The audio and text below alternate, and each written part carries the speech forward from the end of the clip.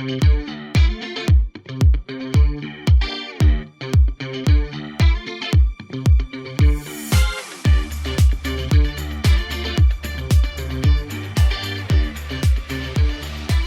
to the Hot Rod Hangout Podcast. Whoop, whoop. I'm Matt. And I'm Ashley.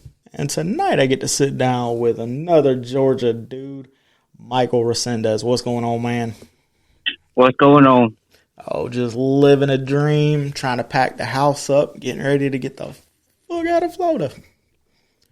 Yeah, I've been there, done that. At least for a little while. We're going to get out of Florida, but at least be in Georgia for a little while. Got a Cadillac to get finished, so. I got one too. I know, I heard. What originally got you into this crazy car obsession?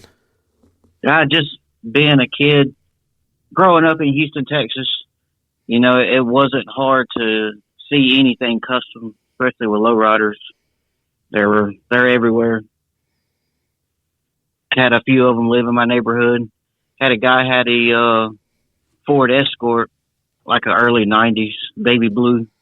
And he had some 14s on it, on hydros. And then another guy had a 65 Chevrolet pickup truck, and he had it on hydros. So as they was always coming in through the neighborhood, coming home from work, they'd hit the switches up and down, going down the road. Yeah, hell yeah. That's I didn't even think about this before we had you on. You're a diehard hydraulic guy. Somewhat, I guess. Oh, your last caddy was on air. Yeah. So, what is the car that got away? The car that you had it and got rid of it and regretted selling it, or a car that you seen that you just couldn't put a deal together on? Man, I've had so many cars. I had a blue Sonoma. I had it for a long time. I had a blue Ford Ranger that I bought. That was basically my first bag truck, but it was a truck somebody destroyed, and I thought I was going to be able to put it together. Ended up me being more of a hassle than anything.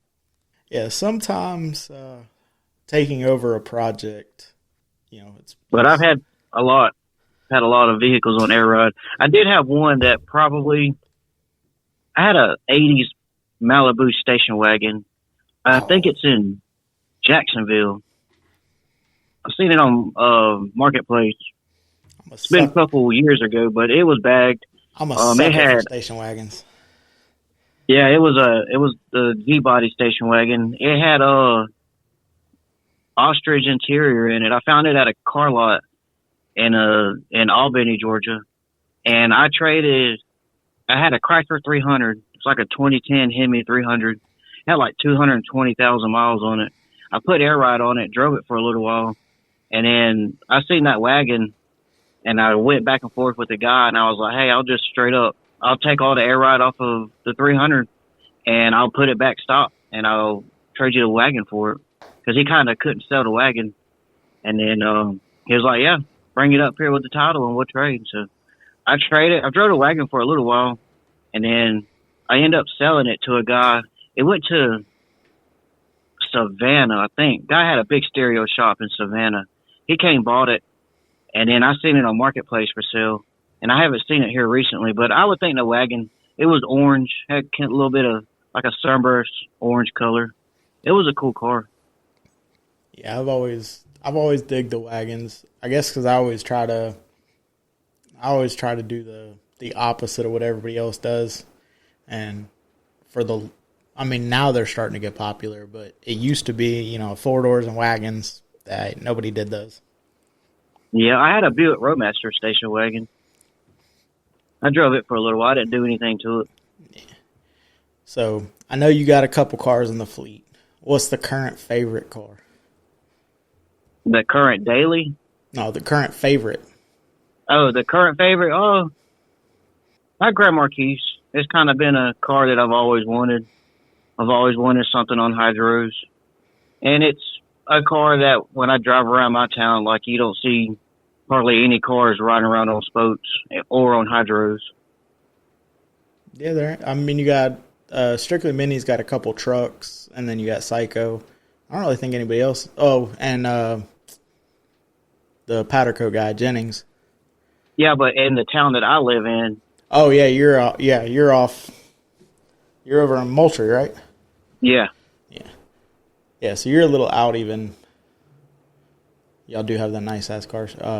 Like Swap meet, I've though. seen a few cars riding around on spokes, but like it's been like a Cadillac CTS, but they're like 17s. Yeah. Just regular chrome spokes. What's the setup on your Grand Marquis? Just a basic lay in place, 2 pumps, 3 batteries. Hell yeah. Yeah, I'm not responsible. Me and Psycho were having that conversation. We were watching YouTube one night and they were somewhere overseas and guys were rolling in with hydraulics, 3-wheeling and stuff like that. And I was like, man, I'm not responsible enough to have hydraulics that would actually do stuff. I'd burn, one day I'd get burn me the pump something out quick. Yeah, I'll get me something that's going 3-wheel, and eventually I'll probably flip it. Tim Jennings with the Element, he can do a 3-wheel now with assist. Yeah, that's pretty cool. He come over to Psycho's house, pick up some stuff to get powder coated, and Psycho's like, well, hit the button and then hold your dump, and then he picked up on the front end and he's like, it's hovering the tire. And then as soon as Psycho let off of it, it kind of balanced itself back out where neither tire were off the ground. So Psycho went and leaned on the running board where you couldn't see him and kind of pulled the car to the opposite direction. It's floating. There's not enough weight. Most of those cars are front wheel drive anyway. His is all wheel drive. If I can do a reverse 3-wheel. Well, it's front wheel, or it's all wheel drive. So it's technically there's nothing in the front because of the hydraulics, so he's rear wheel drive. So unless he'd be able to pick it up and dogleg, then you'd have to do it standing. The motor and transmission's up front, so if he puts it in reverse. Yeah. True. Yeah, just one wheel peel it till it run out of steam. That's it. So unlimited budget. What's the car you're building? What's the dream? Unlimited budget. Yeah. It has to be 59, 64 Impala ragtop. Okay. Yeah, it'd have to be unlimited budget. That'd have to be a way big unlimited budget. Yeah. Although every once in a while you'll see them pop up for not bad money, but most people, when they get them, they know what they got. Don't lowball me. I know what I got. I mean, even cars fully rusted are bringing stupid money right now. It comes and goes because there for a little while, y'all had all the deals, and down here it was ridiculous. And then I think it's wherever I move. Because the couple months I was up there, y'all started kind of leveling out, but then down here there's deals. Because we pulled the motor out of her car and I kind of pitched it around. I'm not sure if I want to get rid of it or not. But the dude with the bagged and body dropped S10 that was at Custom Culture, he wants it bad, and I think he's probably going to end up with it. We're going to work something out probably, but I was going around. I'm looking at just marketplace and 50 to 54 Chevys just to see kind of what the market's holding, and shit's ridiculous. And then you come across one that's running and driving for cheap, and I'm like, how does that work? Yeah, there was one not too far from me. It was a 54 Bel Air that was a full 100% all original car, and the inside looked like it came off showroom floor, and she only wanted $2,500 for it. Yeah, that's what I'm saying. And then also the C10 market has leveled out, which is I'm happy about, because as soon as I get the Dodge back here and get it fixed and make sure that it's fixed, it'll be going to a new owner. I drove Richard's square body dually, and I'm hard up now. I want one bad. Yes, a square body dually is a stupid price right now. Not really as bad as they were there for a little while. You couldn't touch anything that was square for, less than 15 or 20.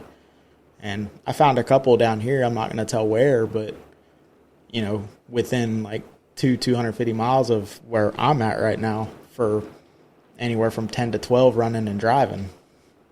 Obviously. There's a few around here for about 3,500. Obviously, the more intact they get, the higher the price goes. And then obviously what it's going to take to put it on the ground and do everything I want to do to it. That's where money is. But we'll get the Cadillac finished. I'll get it.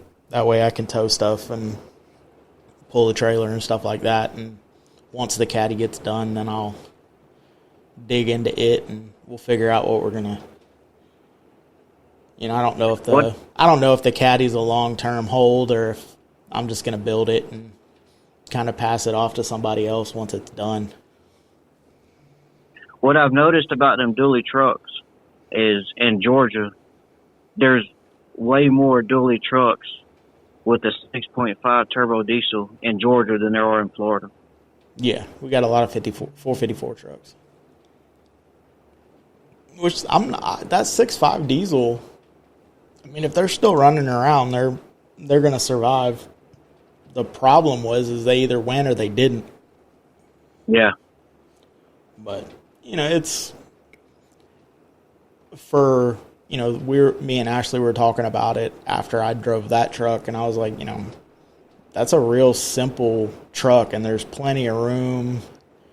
We can put the dogs in the back seat and go to a show and not worry about, anything. Whereas with the Dodge, it's huge, tall-wise. It's like I'm not sneaking in anywhere. And trying to get the dogs in the back seat of that truck is a pain. Because one of them doesn't load himself anymore. And it's not the little one. Yeah, I'll probably eventually get me a 4-door dually. I know where a few of them are sitting, but of course nobody wants to sell anything. And if they do, they know what they got. Yeah. Well, and there's a lot. I mean, there's a plethora. I mean, I want to get mine. I want to get a square body dually, unless I can come across somebody that wants to trade me a square body for her roller as a roller.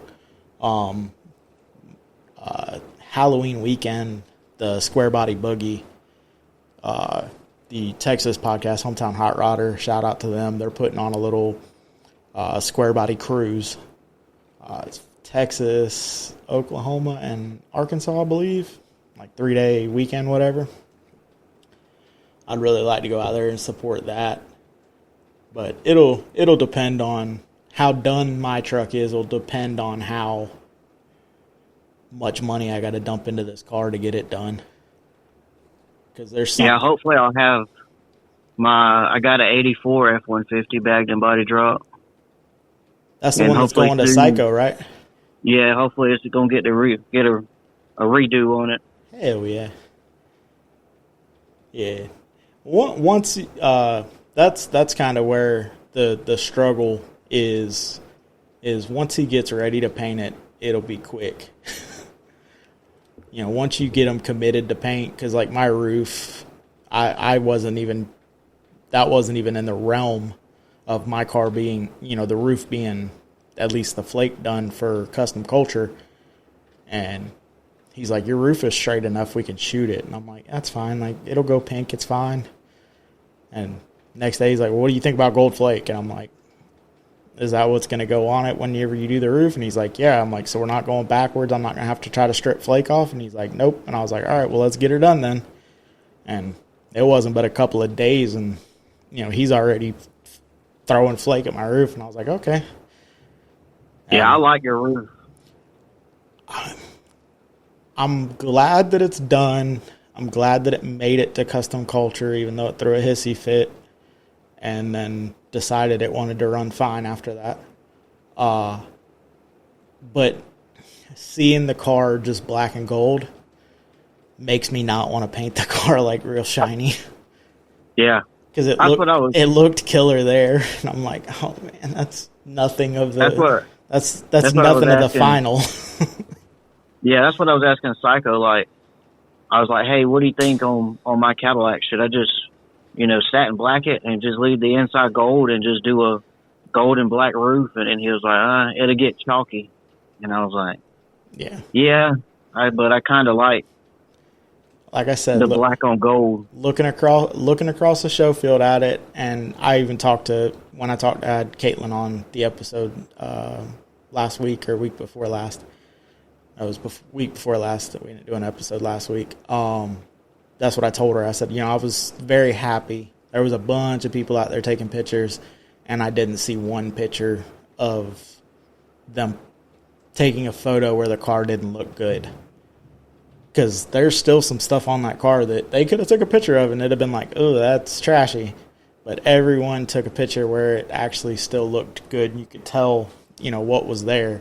Not necessarily the downfall of the car, because there's still a lot of rust repair to do that we hadn't got to yet, and it was just like I said, I was perfectly fine with taking it with pink primer, and Psycho's like, no, I can't go pink. I'm like, okay, whatever, just do whatever you want to do, man. Like, it's at your house. Let me know what I need to do. Are you going to go with gold interior on that car to do the match the roof, or? I don't know. I got to get with Gary. Sinister Stitch is going to be the one to do the interior on it. I know the carpet's going to be black because I got brand new black carpet with the car when I bought it. But it's kind of crazy. There's been a couple different. Originally, when the car was the original paint scheme of all one color, and then the roof being crazy white, and I was like, dude, I can't do white interior. I'm not clean enough for white. I climb in shit after I get off the ground too much. And Gary sent me some stuff, and he's like, if you do this, man, it just wipes off. Like, if you get it dirty, it'll wipe off. It'll be good. And I'm like, yeah, man, but like my arms, my hands, he's like, we can figure it out. So there's probably going to be some white, the color that I can't mention because it doesn't make sense with the car the way it's painted right now, and it doesn't make sense with the original color. And then we're still going to go crazy on the roof. So. Yeah, what's crazy is the Cadillac I had when me and you first were talking. It's actually the same year as the Cadillac I have now, and it actually was a gold car with gold interior, just as what I got right now. That's cool. What's the plan for the Caddy? I'm probably going to do hydros on it. Okay. I like not having to wait on the air to air up the tank and be able to just hit the switches when I want to. I got you. Which is, you can do that with air ride, but you have to sit there and air up. My air ride's about as quick as not as quick as yours because you have more batteries. But speed I need wise, the tires off your car. I need smaller tires. So what size tires is on your car? It comes out to like a 29 one. Because I think my Cadillac has a 235 75 15. I think that's it. 235 75 15 is what those are. It's whatever stock relates to in metric.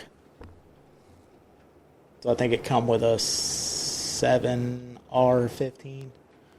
So 235. I either want to go to a 225 70 15 or a 225 75 15 just to get it down below, because the chopping block kit will lay a 29-inch tire, but on a 29-inch tire, it bottoms to the fender. Yeah, your car lays out good. So I should be able to get about a half an inch more, because it gets, like I said, the front fenders, if you're paying attention when it lays out, you can hear it get to the fender and then tweak the fender just a little, the inner fender just a little bit to get all the way down. You still have the stock firewall tubs and all that in that car? Yeah. Yeah, everything is. I mean, the 62, you don't even have to cut the floor. You don't have to cut none of that. So there's nothing been cut out of the car. If I was knowing what I know now, I would have probably done the firewall while it was out. Flush the firewall because there's no AC in the car anymore because that box got thrown away by the previous owner. So I would have flushed it up. Went with a different. He went with a master cylinder and a booster that was a little bigger than it needed to be. But a lot of it, like I said, working on somebody else's project or taking over for somebody, you get a lot of stuff that is great. But then you also have to figure out what direction they were going because a lot of times, people get excited and they buy stuff and it's all supposed to work. Well, it will work, but they don't necessarily work together. Yeah, that was the main reason why when I got that Cadillac, it didn't have the bumper pieces. And so I found a lady parting out that same Cadillac in Keystone Heights. So we made a 7-hour round trip, and one day I went all the way down there to pull the bumpers off that car just so I could have the end pieces. Because the end pieces on eBay was $400 for one, and I needed 4 pieces. Yeah. And I paid $50 for the whole complete front and back bumper. Yeah. And then that car didn't have the windows in it. It didn't have window tracks in it. It didn't have no wiring in it. And as I slowly was putting all that stuff together, I was getting irritated just because it was the smaller pieces that I couldn't find. And like, I couldn't put the carpet in the car because I needed the other 2 kick panels. And if I put the carpet in the car, I wouldn't have no kick panels. And then I'd have to pull the carpet back out. And it was just kind of one thing after another. Yeah, and that was, when we were putting the motor in my car, it's like, okay, it's mounted, it's there. But then the transmission was some janky. He didn't buy mounts specific for the Caddy for the LS. He just bought universal mounts. So then the mount for the transmission was also another universal mount. And it's like, well, these two things, doesn't matter how I stick them, they're not going to reach what they're trying to reach. So then it's modify this, modify that. The car's got a really bad power steering leak because I had to modify the power steering on the LS. Well, it's right up against the frame. So trying to bend a line to get there, that didn't work. It busted. So as soon as I put I'd never put power steering fluid in it. I spaced it before it went up there. And the day before the show, I'm like, man, why am I struggling with this? I could just throw some power steering fluid and I'll have power steering. This bitch will turn right. I poured it in, and every bit of power steering fluid I put in it dumped out in the middle of his paint booth. I'm like, oh, that's, I guess, why I didn't put fluid in it. So we'll have to address that. There's stuff like that, in any build you're going to have the little, shit that, the trans filter that kept it from going to our show. I knew better when I stuck it in there. I said, hey, that didn't feel like it set right. You're right, it didn't. Because as soon as I pulled the pan, the filter came out with it. I'm like, oh, well. And it throwing a temper tantrum and wanting clean spark plugs and then not running. And then firing up after the show to put itself on the trailer. I'm like, really? But yeah, my boss is having that issue. He put a Holley AFI on his Nova that he has a 350 in, and we installed a gas tank today that supposedly has baffles in it that's supposed to help, I guess, under pressure or pressurize something so that it doesn't load up with so much fuel. He was running a stock tank with it. I have a brand new, this is for everybody on the podcast, I have a brand new Holley pump in-tank pump sitting out there that I pulled out of the caddy and went external on, because there's not a lot of room above the tank. So to try to get 3 6AN lines on top of a tank that sits on the floor. So I just patched the hole that he had cut to mount the pump and, ran an external. And it's not Holly's fault why the car's running the car runs good, but it's not Holly's fault that it's foul and spark plugs and loading up. It's only got probably 3 inches of exhaust past the O2 sensor, and it points right at the ground. So the O2 sensor's reading oh, it's fresh air. Nope, it's dirty air. No, it's fresh air. Nope, that's dirt. So I can't be mad at it. It's my fault. But again, I use the manifolds that he had on the car or in the car, and it needs a different set of manifolds. So just dealing with trying to work that out. But I do have, they would need rebuilt, but I do have a set of small gear pumps that you could use, like a 12-volt system at Psycho's house, if you'd be interested in that. Yeah, that car, you had to do a lot to that car to get it to run, didn't you? Yeah, when I bought it, the motor was just sitting. It wasn't mounted or anything. So I pulled the motor back out, hooked the transmission, made sure everything was hooked up, ready to go. Then had to wire the terminator, wire the air ride, obviously. Do you see that car driving down the road in about 6 months from now? It better be. That's part of which, I guess this can be the podcast official.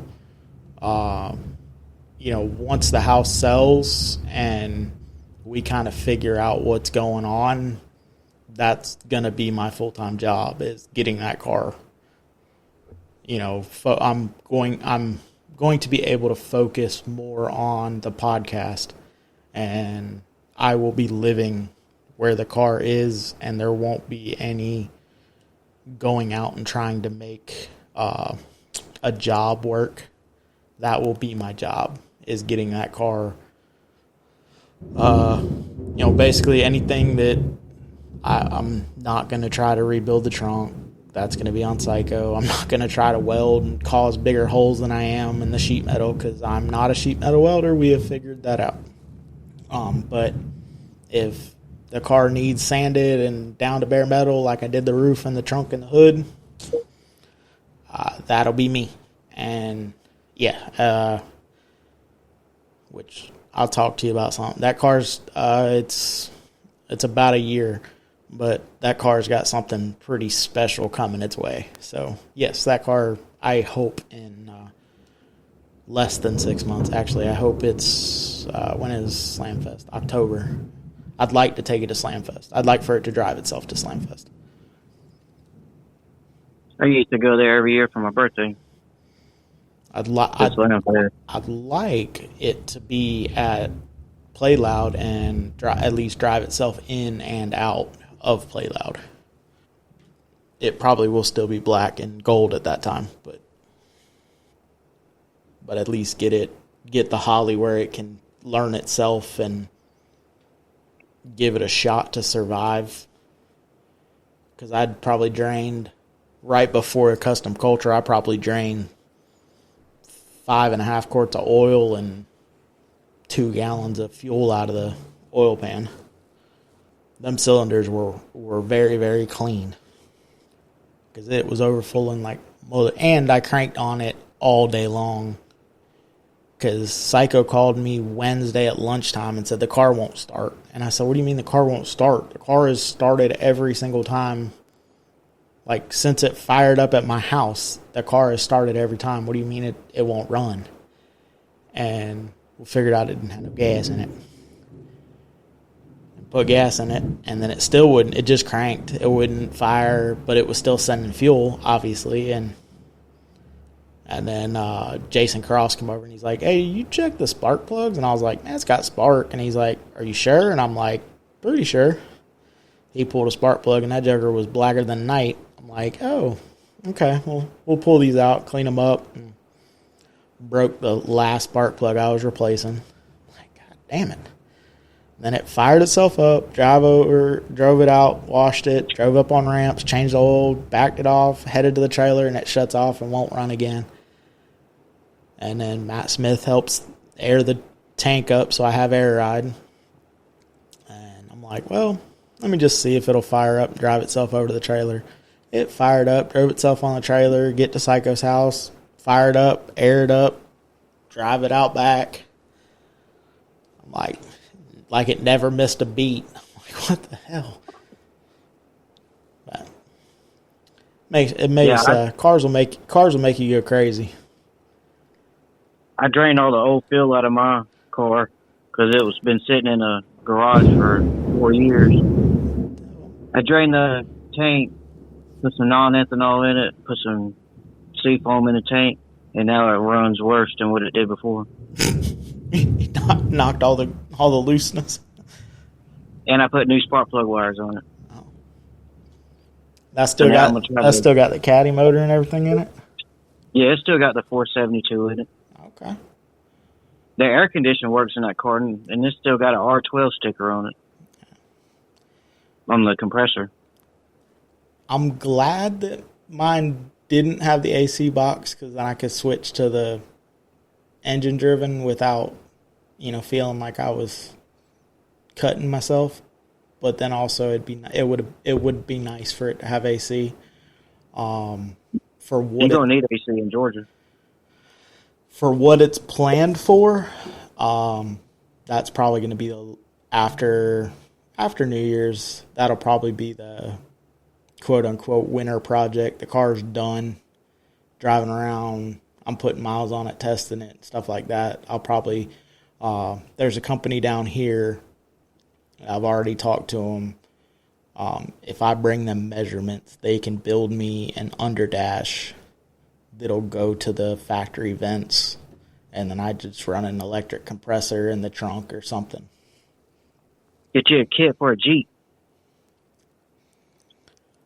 So the dashboard in that car, like as big as that car is, there is absolutely no room behind that dash. So it's not going to be like a square. There's going to be some Tetrising going in the box to try to get it to work. God damn, it is raining pretty good here. So what is a show or event that you try to make every year? Well, I mean, it was Slam Fest, but it's Plant Loud is something I think I made it every year for the last couple of years. It's a good show. Kent does pretty good putting it on. Cycle does good. Everybody else they do really good putting that show on. It goes for a good cause. Yeah. School supplies is all you need to get into the show, and that really helps out with the kids in need. Yeah. Is there a show or event that you've never made that you want to get to? That's all of them. Especially, I think in the past 5 years we talked about going to Maggie Valley, and we still haven't went. Me and Psycho had that conversation because I guess somebody had reached out to him and asked if he wanted to go to Maggie Valley, and the Cadillac was accepted this year. And I'm afraid if I drive mine through there, it's gonna blow up. I drove my little Toyota through the mountains, and I'm surprised it was still running when I got done with that car. Oh. The Caddy was accepted. The Model A got accepted. But those are both... The Model A was just spite. Who I was having a disagreement at the time didn't get accepted, so I just threw the Model A up there to be like, oh, yeah, well, it got accepted and your shit didn't, so I knew I wasn't going to make it. That car wouldn't have been... The way that car was being built, that car wouldn't have been good for that style of cruising. big tunnel ram and blower belt setup. And So you are going to take the caddy to Maggie Valley? it was accepted last year. Oh, okay. Or this past year. I knew I wasn't going to make it. At that time, I thought I was potentially going to make it because it was supposed to go get debuted in February. But with everything else going on, the car not making it to our show, and then me having to figure that all out, it didn't get to Psycho in time. And then when we started digging into that paint and finding more shit that was underneath of it than we knew about, I'll be honest, I didn't have the money. See, that's always the main issue. It needs a wishbone in the back, because he bought BC Fab, and all they give you is the lower bars. They don't give you a wishbone. Instead of the chopping block kit that comes with the wishbone and the lower bars. So he saved, I think it was like $300 by doing that setup. But with as low as that car goes and me putting it on a smaller tire, it's going to get worse. You can't air the back of the car all the way out, or you pull the ball joint out of that wishbone for a factory wishbone. Does that car have the Cash Customs kit on it? No, it has chopping block front and BC Fab rear. Okay. And then I don't know if I'm going to go with the Cash Caddy wishbone or chopping block. I'll probably go chopping block because I've already argued with them and we had to go through a whole rigmarole, and because I called them and I was like, hey, I need a wishbone for your setup, and they're like, did you not buy the kit from us? And I was like, no, I bought a project with the kit on it and there's no wishbone. And he's like, then it's not our kit. And I'm like, it is. And he's like, it's not, because we only sell it with the wishbone. And I was like, well, I'm not disagreeing that you only sell it with the wishbone. I'm just telling you that it's not on my car. And then I crawl back under there again, and he's like, what color are the bars? And I was like, they're black. And he's like, then it's not our kit. And I was like, it says it right here. Oh, no, it says BC Fab. And he was like, yeah, told you. I'm like, okay, I still need the wishbone. Yeah, I still need that. Would you sell me a wishbone? He's like, hold on, I'll get with you. And they gave me a price on just the wishbone. So I was like, okay. But it's not like $10. So obviously that gets put in future orders. Still haven't decided whether I want to put it on a bigger wheel with what we got going on. I'll probably keep it on a 15. I may make the front hubcap float and get somebody to 3D print the podcast logo for the center cap or something cool. Or a set of Supremes. I missed a set of Supremes from Moultrie, the swap meet, and about threw up when I found out what he actually let the wheels go for. It was a brand new set of Supremes for $500. And then I'm like, well, it was one of Psycho's buddies, and I was like, tell him I'll pay him when I get paid. Like I'll give him $600 for him when I get paid. Just tell him to hold him. He's not gonna hold him, and he ended up selling him. I think it was for like $300 or something. 4 brand new 15.7 Supremes in the box. Yeah, I think me and Psycho that last car show we walked around. Yeah, it was that day. It was that day. Yeah, we was finding all kind of cool stuff.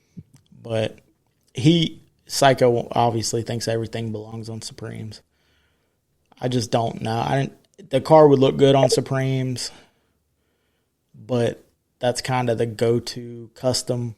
If you're going to leave a 15 on it, you either run spokes or you run Supremes.